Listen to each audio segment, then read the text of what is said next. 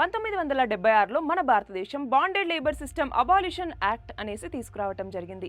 So దీని యొక్క main ఉద్దేశం ఏంటో తెలుసా? బాండెడ్ లేబర్ని ఎండ్ చేయటం, అలాగే వాళ్ళ మీద జరుగుతున్నటువంటి ఎక్స్‌ప్లాయిటేషన్‌ని ఆపటం, వాళ్ళ యొక్క లైఫ్‌ని డిగ్నిటీతో గడిపేలాగా చూడటం. మరి మన భారత రాజ్యాంగంలో కొన్ని ప్రొవిజన్స్ కూడా వీటి గురించి తెలుపుతాయి.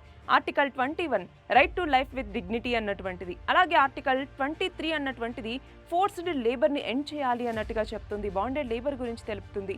అలాగే డిపిఎస్పికి సంబంధించి అంటే ఆదేశిక సూత్రాల్లో ఉన్నటువంటి ఆర్టికల్ 39B అన్నటువంటిది ఏం తెలుపుతుంది? స్టేట్ అన్నటువంటిది ఎక్స్‌ప్లాయిటేషన్ని అంటే ఈ ఫోర్స్డ్ లేబర్కి సంబంధించినటువంటి ఎక్స్‌ప్లాయిటేషన్ని ఆపాలి అన్నట్టుగా తెలుపుతుంది. మరి ఇప్పుడు మనం చూస్తే 1976లో ఈ చట్టాన్ని తీసుకొస్తే ఇప్పుడు 2026 50 ఏళ్ళు అయిపోయింది. సో ఈ 50 ఏళ్లలో ఈ ఫోర్స్డ్ లేబర్ని అంతం చేయగలిగామా అంటే లేదు, ఇంకా అది కొనసాగుతూనే ఉంది. అంటే ఇక్కడ చట్టం అన్నటువంటిది ఎంత ఎఫెక్టివ్గా పనిచేస్తోంది అన్నటువంటిది మనం అర్థం చేసుకోవాలి.